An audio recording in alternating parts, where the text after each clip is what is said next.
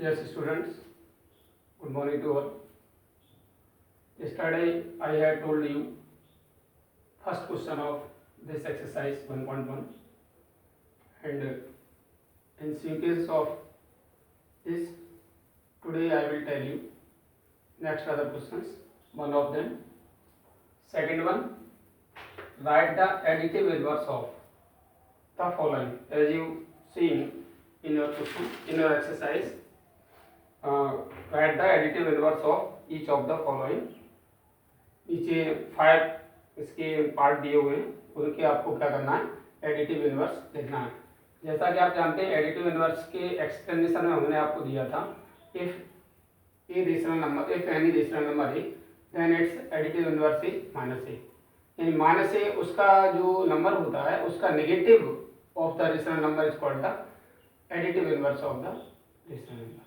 जो भी हमारा रेशनल नंबर होगा उसका नेगेटिव कर दीजिए, आपको एडिटिव इनवर्स आ जाएगा।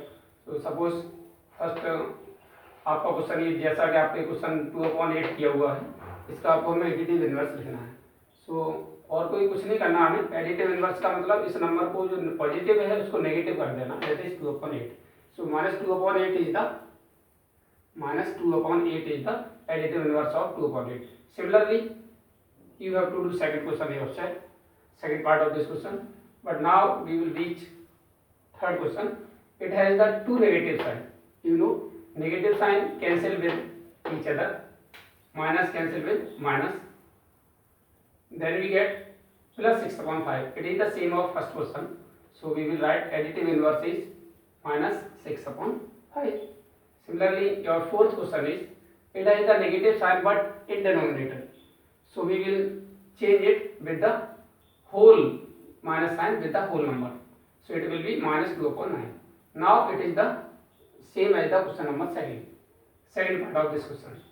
So we will write the additive inverse, as we know that negative of negative, जैसा मैंने बताया था आपको, किसी का भी एडिटिव इनवर्स लिखना है तो उसका नेगेटिव कर देना। तो जैसा कि हमारा -2/9 नंबर है, -2/9, इसका भी माइनस चिन्ह लगा देंगे, और जब आप ब्रैकेट ओपन करेंगे माइनस से माइनस क्या होगा, माइनस और माइनस मिल करके प्लस बन जाएगा। So 2/9 we can write directly because it is the -2/9, so it's additive inverse is +2/9। Okay, so it is the concept of the additive inverse of the given numbers we have to write. Now our third question is that verify that you have given a function -(x = x) for कुछ option आपको इसमें दिए हुए हैं, कुछ इसके part हैं, उनमें से फर्स्ट पार्ट है x = 11/15, यानी x की वैल्यू 11/15 लेकर के हमें इस रिलेशन को वेरीफाई करना है। इसके लिए हम क्या करेंगे, हमने कॉपी कर लिया, सिंस -(x) = x, तो हम क्या करेंगे, पुट x = 11/15। 11/15 जहाँ x आ रहा है, जहाँ पर आपका x आ रहा है वहाँ पर हम क्या रख देंगे, 11 और 50। हमें और कुछ नहीं करना है, जहाँ जहाँ x है वहाँ पर 11/50 लिख देंगे। तो माइनस ये यहाँ पर है और माइनस यहाँ ये वाला आ गया, और x की हमने क्या लिख दिया 11/50, और इधर भी x की 11/50 लिख दिया है। इधर तो कुछ चेंज होना नहीं क्योंकि 11/50 इसमें क्या चेंज करना। इसके बाद ये इधर आपके ब्रैकेट के आगे दो, एक ब्रैकेट के अंदर माइनस लिखा हुआ है, एक ब्रैकेट के बाहर माइनस लिखा हुआ है। तो अब क्या करेंगे, ब्रैकेट ओपन कर देंगे। जैसे ही इस ब्रैकेट को ओपन करेंगे तो माइनस चिन्ह और माइनस चिन्ह जब मिलेगा तो क्या हो जाएगा, ब्रैकेट के आगे जब माइनस चिन्ह होता है तो अंदर के साइन चेंज हो जाते हैं, तो ये माइनस और प्लस हो जाएगा। और आप जानते हैं प्लस चिन्ह हम क्या करते हैं, लिखते नहीं है। It is 11/50, it is 11/15।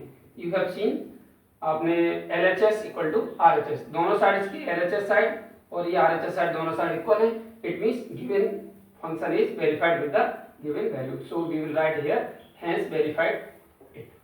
Okay, similarly our second question is, second part of this question is that x = -13/17। it means अब हमें जो फंक्शन दिया हुआ था उसको हम ये वैल्यू x = -13/17 लेकर के वेरीफाई करना है। इसका मतलब हम पहले उस जो फंक्शन दिया है उसे कॉपी कर लेंगे, ये फंक्शन हमें दिया गया है, इसलिए क्या करें, पुट x = जो वैल्यू दी हुई है वो वहाँ x के प्लेस पर इस वैल्यू को -13/17 को रिप्लेस कर देना है, -13/17 को रिप्लेस कर देना। तो जहाँ पर x बैठा हुआ है, आप मान लीजिए -13 लिख देते हैं, तो ये x के आगे माइनस लगा हुआ है, तो इसका मतलब आपको ब्रैकेट लगाना पड़ेगा, तभी आप माइनस वहाँ रख सकते हैं। इसलिए पहले हमने एक्स की जगह -13/70 लिखा, बट इसके आगे माइनस चिन्ह था इसलिए हमने माइनस ब्रैकेट लगा दिया, उसके आगे ये वाला माइनस चिन्ह यहाँ लगा दिया। अब आप देख रहे हैं इसके आगे एक और माइनस चिन्ह है, तो उसके लिए ब्रैकेट लगाना पड़ेगा, इसलिए हमें ये ब्रैकेट डबल यहाँ पर ब्रैकेट यूज करना पड़ा। अब आप देखेंगे ये ब्रैकेट के आगे ब्रैकेट फिर अंदर ब्रैकेट माइनस चिन्ह, इसलिए कॉम्प्लेक्स फंक्शन जैसा बन जाता है। सो डोंट वरी, हम क्या करेंगे पहले अंदर के ब्रैकेट को ओपन करते हैं, तो अंदर वाला ब्रैकेट माइनस यहाँ पर और माइनस यहाँ पर है, इससे हमें कोई मतलब नहीं है, तो माइनस और माइनस मिलेगा तो प्लस का बन जाएगा। और इसके आगे क्या है, माइनस ब्रैकेट के आगे जैसा था, जैसे कैपिटल ब्रैकेट हमारा वैसे लिखा हुआ है और स्मॉल ब्रैकेट इस समय रिमूव हो चुका है। इधर एलएचएस की आरएचएस की बात करते हैं, तो आरएचएस में कोई जरूरत नहीं है, आरएचएस तो हमारा दोनों ही बिल्कुल -13/17 ऐसा ही रहेगा, क्योंकि इसे हम सिंपलीफाई नहीं कर सकते। इसके बाद आप इस ब्रैकेट को ओपन करेंगे तो ये भी -13/17 हो जाएगा और इधर भी -13/17 है। आप देख रहे हैं दोनों तरफ एलएचएस साइड और आरएचएस साइड दोनों इक्वल है, so we will write LHS equal to RHS, it means it is verified, so we will write hence verified it. Okay, note down.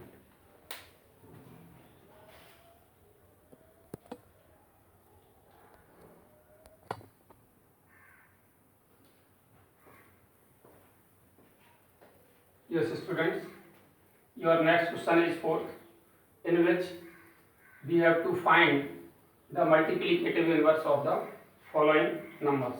जो आपको नंबर दिए हुए हैं इसमें आपको क्या करना है, मल्टीप्लिकेटिव इनवर्स आपको लिखना है। जैसा कि आपको पहला नंबर दिया हुआ है फर्स्ट पार्ट में -13, अब आपको इसे मल्टीप्लिकेटिव इनवर्स करना है। जैसा कि हमने बताया था आपको, अगर कोई नंबर a/b है तो इसका मल्टीप्लिकेटिव इनवर्स होगा b/b, यानी डिनोमिनेटर को न्यूमरेटर बना देते हैं और न्यूमरेटर को डिनोमिनेटर बनाते हैं। बट 13 में तो कोई डिनोमिनेटर है ही नहीं, तो आप जानते हैं कोई डिनोमिनेटर नहीं होता तो उसका हम 1 डिनोमिनेटर ले सकते हैं। तो हमने क्या किया, -13/1 कर दिया। अब हम इसे इजीली मल्टीप्लिकेटिव इनवर्स लिख सकते हैं। सो इट्स मल्टीप्लिकेटिव इनवर्स इज, इसको हम रिवर्स करेंगे तो क्या हो जाएगा, 1/-13, because the due to standard form of the rational number we cannot write the any denominator negatives, so we will write it, यानी किसी स्टैंडर्ड फॉर्म के कारण हम क्या करेंगे, इस किसी का डिनोमिनेटर नेगेटिव नहीं लिख सकते, इसलिए स्टैंडर्ड फॉर्म करने के लिए इसको नेगेटिव साइन जो है वो कहाँ कर देते हैं, बीच में ला कर देते हैं और ये हमारा होल नंबर नेगेटिव हो जाता है। इस तरह से हमारा जो -13 था उसका मल्टीप्लिकेटिव इनवर्स होगा -1/13। Similarly, other second or third part also you have to do yourself. And now your fourth part of this question, in which you have given -5/8 multiply -3/7.